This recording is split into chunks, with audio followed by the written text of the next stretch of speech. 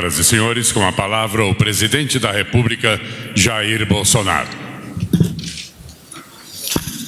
Depois do Roberto Campos e Pedro Guimarães, só me encoraja a falar economia esse crachá da Caixa.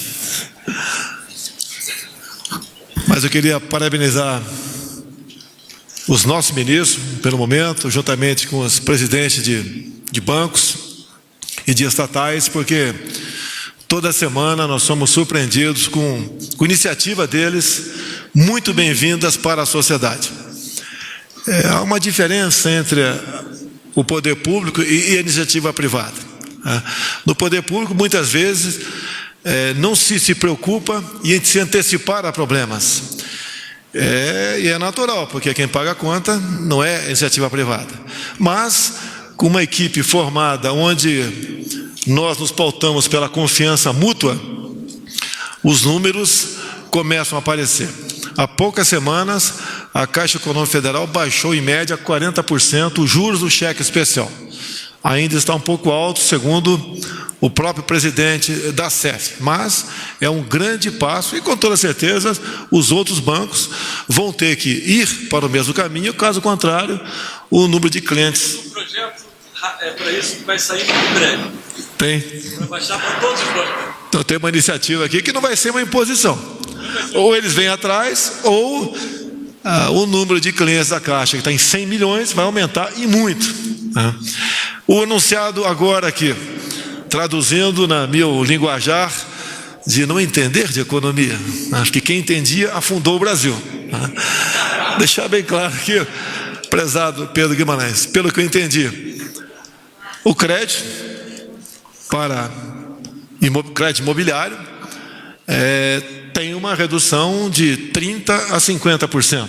Então, quem hoje, por exemplo, fosse ter uma mensalidade de R$1.000, a partir de amanhã seria entre R$500 e R$700. Então, isso é muito bem-vindo.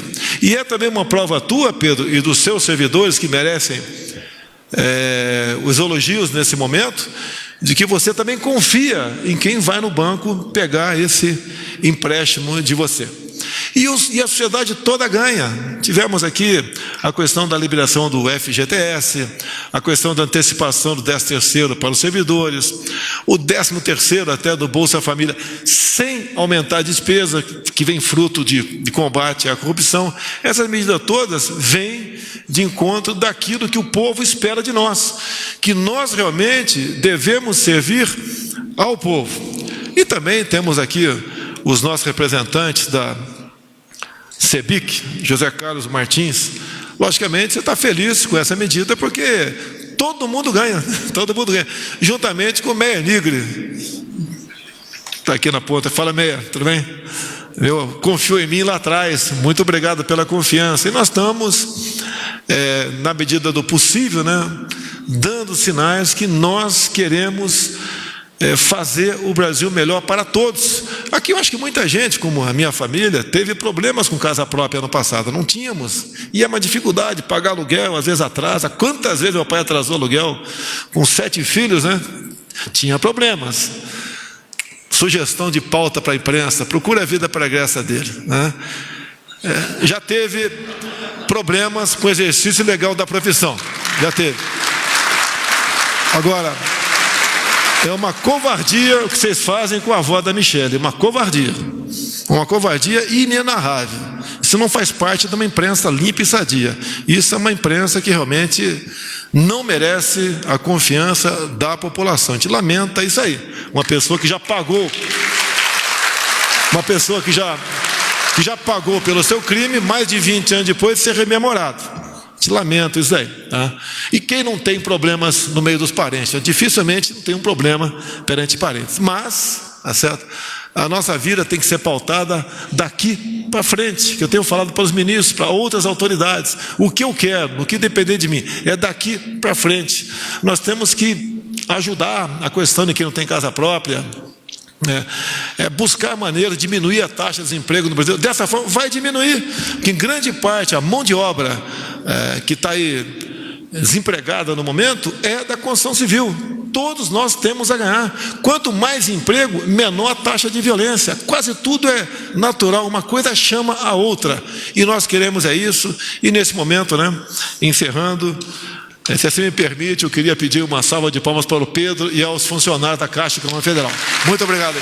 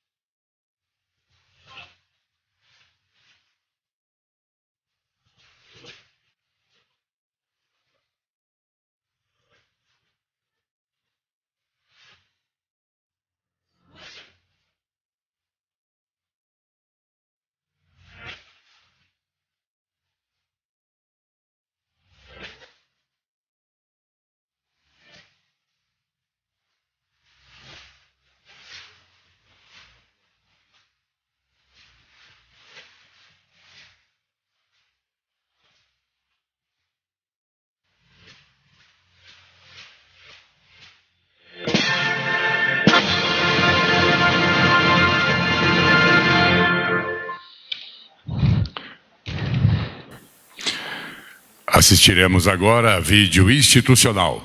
Caixa, Banco da Habitação. Não sei ainda qual vai ser a cor dos seus cabelos. Eu não sei se vai ser a dona Serelepe que desenha pelas paredes. Não sei se você vai gostar quando eu invadir o seu quarto. Ou se sou eu que não vou gostar quando o seu quarto estiver vazio. Você vai crescer, vai escolher. Muita coisa vai mudar. Mas você sempre vai saber que não existe nada mais valioso que o seu lar. A Caixa é o banco da casa dos brasileiros e pensou em você ao oferecer taxas mais justas, que cabem no seu bolso. Temos orgulho de ser o banco da casa da Daiane e do André, do AP do Gustavo, da casa do Benjamin, que ainda tá para chegar. E vamos fazer de tudo para você também conquistar o seu bem mais precioso. Estamos aqui para te apoiar no seu sonho, com as melhores condições e a segurança que só a Caixa tem. Vem conversar com a gente, vem que você tá em casa. Pensou em casa? Pensou na Caixa.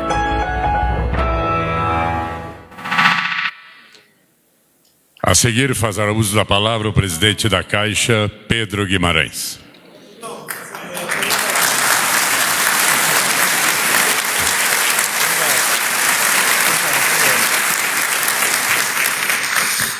Boa tarde, hoje é um dia especial.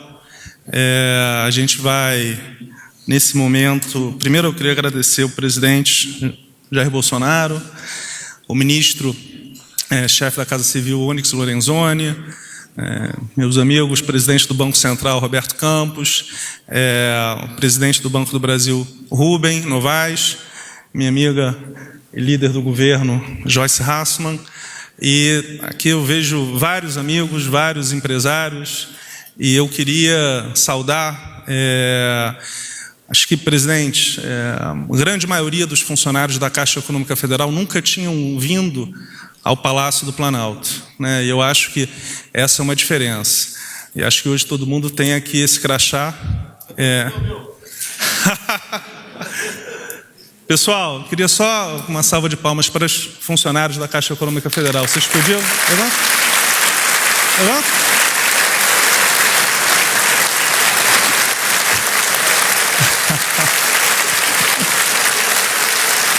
Isso aí.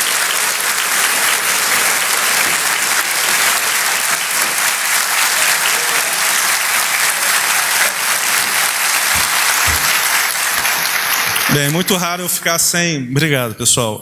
Sem o crachá. Na verdade, quase nunca. Mas a gente tem hoje um anúncio, acho que muito importante. A Caixa Econômica Federal é o banco de todos os brasileiros. E é o banco da habitação, é o banco das pessoas mais carentes. Então, eu vou falar rápido, porque também eu acho que esse é um momento... O próprio presidente da República, que desde o começo, o ministro Paulo Guedes, obviamente, que ficou no Senado, no Congresso, mas eu vou passar rápido. Se a gente puder passar, por favor. Não sei se a gente tem apresentação aqui, não. Bem, do ponto de vista das realizações da Caixa Econômica Federal, nós tivemos em 2019... operações muito importantes. Nós tivemos 2 vendas de ativos relevantes, do IRB e da Petrobras. No IRB a gente conseguiu 800% de retorno. Na Petrobras é muito importante porque não fazia nenhum sentido o banco, como a Caixa Econômica Federal, ter quase 8 bilhões de reais em ações de uma empresa de petróleo. E, efetivamente, já fazia alguns anos que as pessoas esperavam por essa venda, a gente conseguiu, foi uma das maiores vendas nesse ano no Brasil e realmente foi um grande sucesso. Um outro ponto muito importante foi o pagamento do IHCD, é um nome esquisito, Instrumento Híbrido de Capital Dívida, mas esse é um ponto importante, porque a gente pagou pela primeira vez o que a gente tinha uma despedalada, como o ministro Paulo Guedes fala, foram 3 bilhões de reais em março, a gente já autorizou no Conselho de Administração mais 7 bilhões e 35. Nesse momento nós estamos com 11 parcerias estratégicas nesse momento na área de seguros, isso é muito importante, mais 2 na área de cartões, são vários bilhões de reais que nós teremos em anúncios nos próximos meses, tudo com fato relevante. Nós temos 2 operações importantes para serem realizadas nos próximos meses, já anunciadas, a venda de 3 bilhões e meio de ações do Banco do Brasil, um fundo que a gente faz a gestão. E no Banco Pan, presidente, quando a gente assumiu, essas ações valiam menos de 1 bilhão de reais, hoje valem ao redor de 4, 5 bilhões de reais, ou seja, a Caixa Econômica Federal teve um ganho com o Banco Pan-Americano que não tinha, teve até um problema grande lá atrás, então agora a gente reverteu isso. Tem 4 IPOs que nós vamos fazer, Caixa Seguridade, Caixa Cartões, Caixa Assets, Caixa Loterias. Tivemos um lucro recorde no primeiro trimestre, quase 4 bilhões de reais, 22% maior do que no ano passado. Nós temos 90% da liderança do banco foi renovada e uma redução de vários gastos, entre eles publicidade e propaganda e patrocínio com 90% de redução ano contra ano. E algumas coisas muito importantes aconteceram nessa questão de inclusão e cidadania. Nós lançamos um programa que se chama Caixa Mais Brasil, e foi daí que a gente começou o que a gente vai anunciar hoje, com muitas discussões ao redor do Brasil. São 40 fins de semana, nós já realizamos 23, e em todos os fins de semana a gente tinha recebido esse feedback muito claro de uma necessidade de rediscussão dessa parte imobiliária. Então a gente começou por Roraima, Amazonas, Acre, Rondônia, fomos para Amapá, depois para o Piauí, e no interior do Piauí já tivemos em todos os estados da região norte, praticamente todos da região nordeste. Alguns estados nós fomos 2, 3, até 4 vezes no Nordeste. Então, claramente, a Caixa Econômica Federal é o banco dos brasileiros de todas as regiões do Brasil. Também fizemos uma contratação relevante, 2.000 pessoas com deficiência, mais de 2.000 pessoas com deficiência, na maior contratação que já aconteceu na Caixa Econômica Federal e no Brasil. E isso foi muito importante porque nós éramos o único banco grande que não tinha os 5% mínimos de pessoas com deficiência. A Caixa só tinha 1,5%, então isso é claramente uma coisa inaceitável. Hoje nós temos mulheres representantes como vice-presidentes e diretores, nós não tínhamos antes, quando a gente assumiu, não tinha nenhuma mulher como vice-presidente, não tinha nenhuma mulher como diretora, isso claramente não reflete a meritocracia.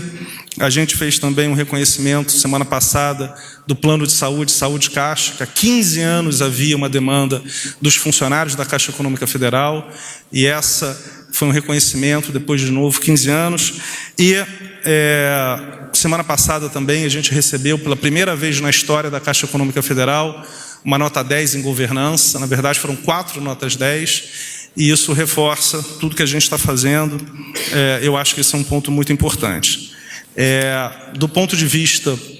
Agora eu acho que eu vou ter que falar um pouco, porque acho que a gente não conseguiu a apresentação. Então, o que efetivamente a gente tem? Eu vou falar para vocês. O crédito imobiliário tem uma participação muito pequena na economia brasileira. Se você pegar os maiores bancos no Brasil, a média da participação do crédito imobiliário no total da carteira de crédito não chega a 10%. Se você entrar e olhar, analisar os bancos na Europa e nos Estados Unidos, essa participação é superior a 50%. O que significa isso? A dinâmica de crédito imobiliário no Brasil, ela está engatinhando. E o que a gente entendeu por isso? Por que essa dinâmica de crédito imobiliário ela é tão baixa no Brasil?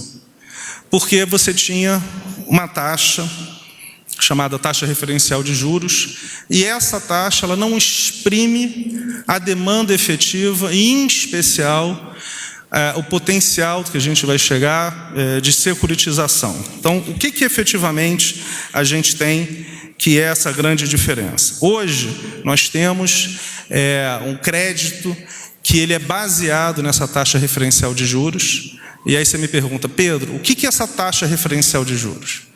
Ela é uma taxa definida pelo Conselho Monetário Nacional, que tem uma correlação com a taxa de juros Selic, mas ela não é definida explicitamente. Então, o que nós vamos anunciar hoje, que é realmente a questão mais relevante, é o seguinte: nós vamos oferecer uma segunda linha, além da taxa de crédito via taxa referencial de juros, nós estamos oferecendo uma linha ligada a um índice de inflação. Qual é o índice que a gente escolheu? O IPCA. Por que a gente escolheu o IPCA? Porque ele é o índice mais comumente utilizado em mercados de capitais. Existe uma taxa, um título público chamado NTNB, que é exatamente indexado ao IPCA. Então, o que a gente está fazendo hoje? Nós mantemos todas as linhas com a taxa referencial de juros, e essas linhas, existem 2 modelos, seja Price, seja SAC, e estamos oferecendo uma linha nova, de novo, quem escolhe é o cliente, por IPCA, esse índice de inflação. E qual é essa nova taxa? Bem, hoje a Caixa Econômica Federal ela oferece uma taxa que vai de TR mais 9,75 até 8,5. Essa taxa é a taxa básica. O 8,5 é para quem tem as maiores relações e menor risco de crédito. Nós vamos passar a oferecer também uma linha em IPCA que começa a 4,95 e chega a 2,95. Essa linha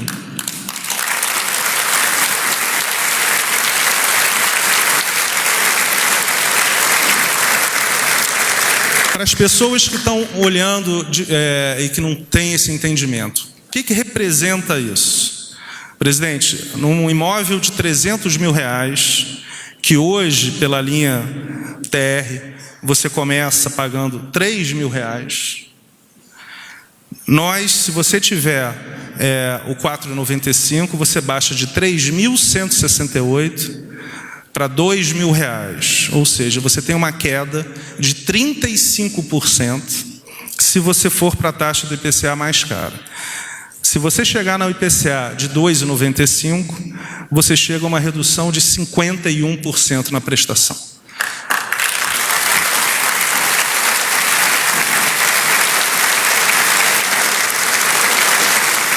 De uma maneira muito clara, né? O que a gente quer falar aqui? A Caixa é o banco da matemática. Nossos resultados são recordes. Nós acabamos de ganhar um prêmio de 4 notas 10 em governança realizado no semestre. Ou seja, já é a avaliação de janeiro a junho dessa nova administração. Nós nunca anunciaríamos uma operação como essa que não fosse matematicamente calculada e nos dá a tranquilidade de oferecer uma nova linha para a população brasileira que tem essa redução relevante, de novo, de 35% a 51%. E qual é o segredo disso? Quando a gente utiliza o IPCA, nós vamos para uma segunda grande etapa, que é o que a gente chama, de novo, vou falar uma palavra que quem não está acostumado com a economia vai estranhar, securitização. O que significa isso?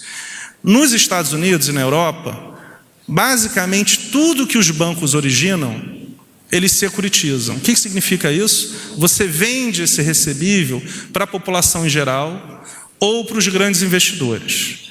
No Brasil, você não securitiza 10% da sua originação. Por que isso é importante? Isso é muito importante, eu acho que o Roberto certamente vai falar.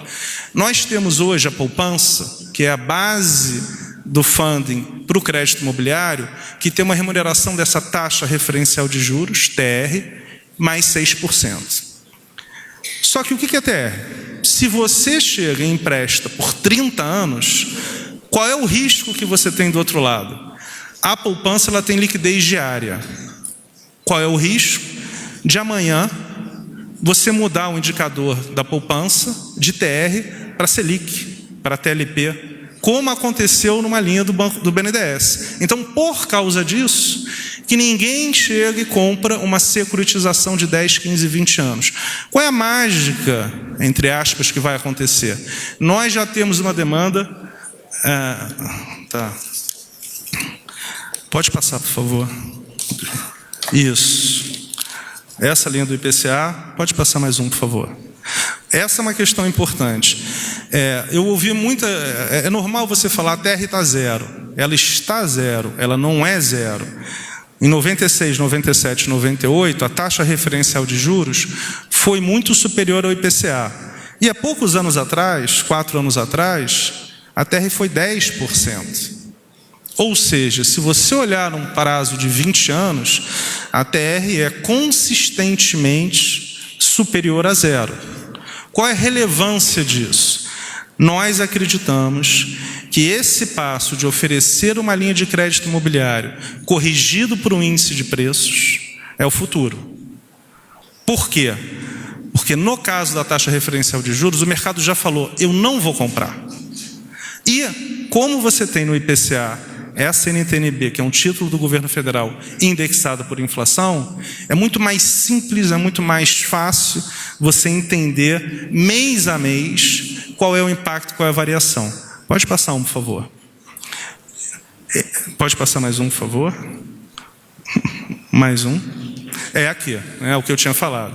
Para um imóvel de R$300 mil, hoje, pela linha mais cara, você oferece R$3.000 de prestação inicial e ela pode baixar para R$1.500. Esse impacto é um impacto que a gente acredita que gera um valor muito grande para a economia, que gera um valor muito grande para as pessoas, que gera um valor muito grande para as construtoras, para todas as pessoas ligadas a esse segmento. Então, eu não vou mais tomar o tempo, a gente vai ter, presidente, uma conversa com a imprensa técnica para entrar no detalhe, mas eu acho que, para sumarizar, Caixa Econômica Federal, lucro recorrente recorde no primeiro trimestre, devemos anunciar o segundo trimestre em pouquíssimos dias, governança máxima, e o Banco da Matemática. Esse anúncio ele é importante, porque é mais um anúncio que a gente faz em prol da população brasileira e, em especial, da população mais carente. Mas, sem dúvida nenhuma, mantendo esse resultado com um resultado claramente positivo para a Caixa. Muito obrigado.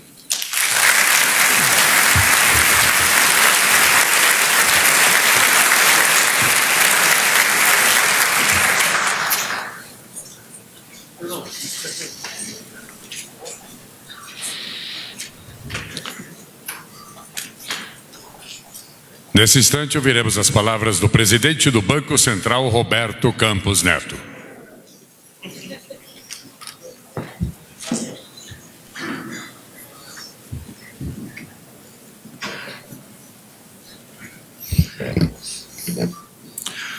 Muito obrigado a todos. Prezado presidente, muito obrigado pelo convite. Prezado senhor ministro da Casa Civil, Onyx Lorenzoni.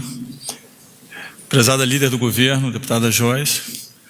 Pedro Guimarães, presidente da Caixa Econômica. Rubem Novaes, presidente do Banco do Brasil.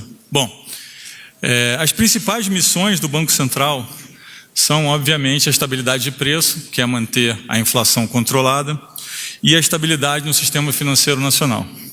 Nós hoje gozamos do juro mais baixo da história do país. Nunca antes tivemos um juros nesse patamar.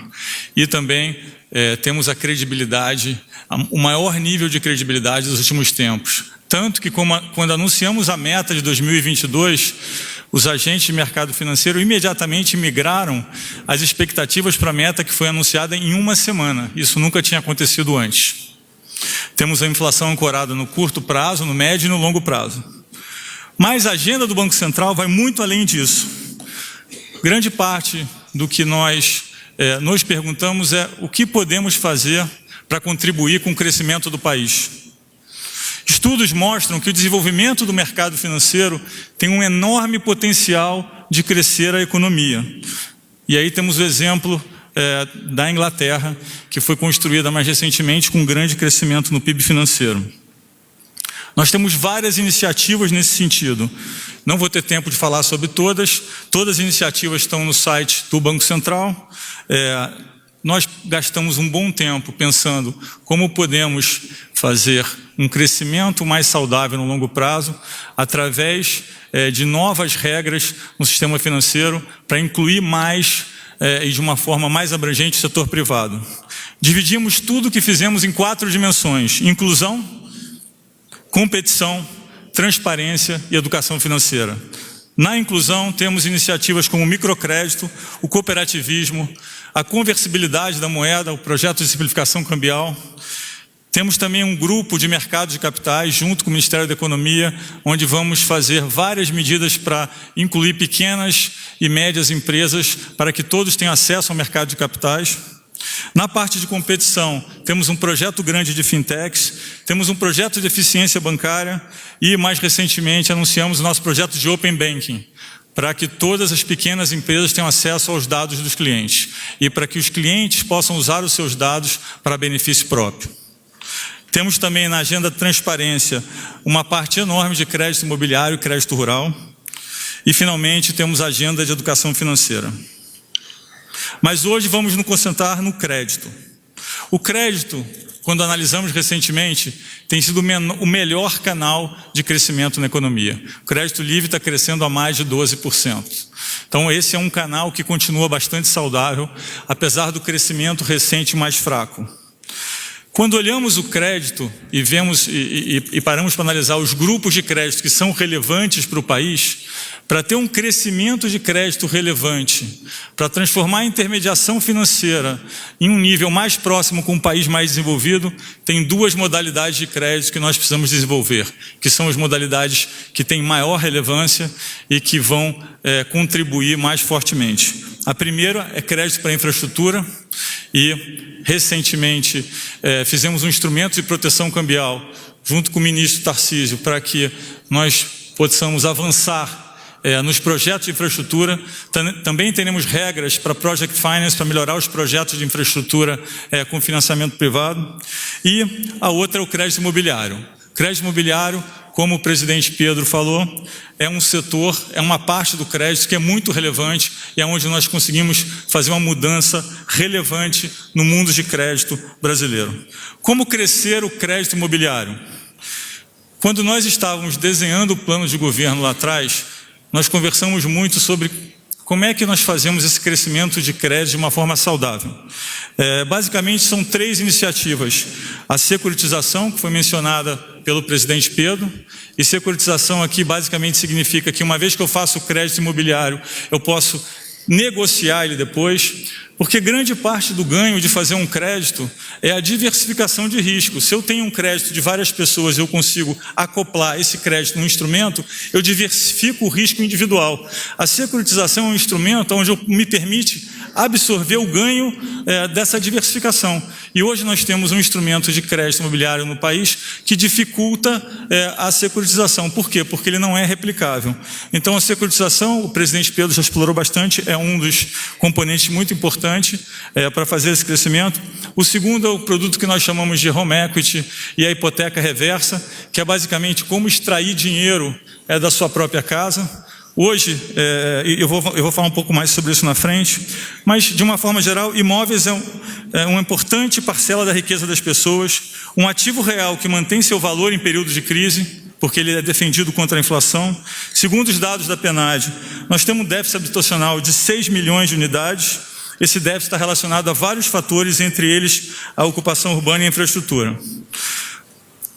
Por que o financiamento em PCA? Eu não vou repetir a lógica, porque já foi bastante bem explicada pelo presidente Pedro, mas basicamente do nosso ponto de vista, do ponto de vista do regulador, é muito importante o financiamento em PCA por 4 razões. Primeiro, porque flexibiliza o mercado e integra essa classe de ativos ao mercado financeiro, barateia o preço e fomenta a competição, porque se eu consigo diversificar o risco, eu consigo ter mais agentes brigando por esse ativo financeiro através da distribuição, diversifica o risco e aumenta o volume de recursos, isso é muito importante, a gente vai aumentar o volume de recursos disponíveis para o crédito imobiliário, e por último, ele alonga o prazo e diminui a prestação, incluindo milhões de brasileiros no sonho da casa própria.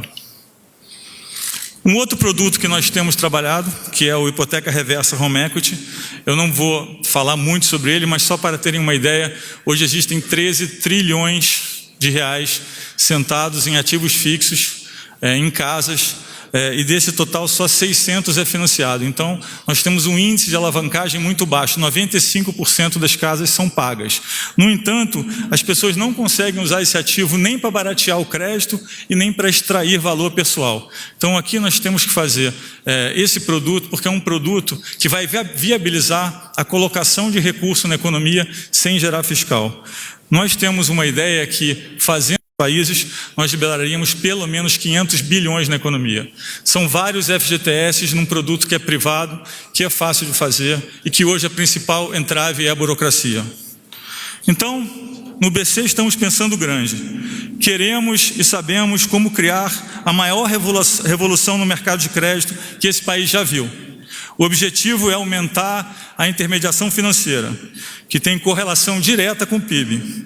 Queremos fazer isso com inclusão. Isso é muito importante. Nós estamos sempre objetivando a inclusão no microcrédito, no cooperativismo, no projeto de PCA, no projeto de home equity. Nós queremos fazer esse crescimento com inclusão. O objetivo é sempre ter inclusão. Queremos mais pessoas no mercado com maior educação financeira, mais empresas pequenas com maior acesso ao mercado, mais estrangeiros financiando nossos projetos. Queremos mais empreendedores e menos atravessadores. Muito obrigado.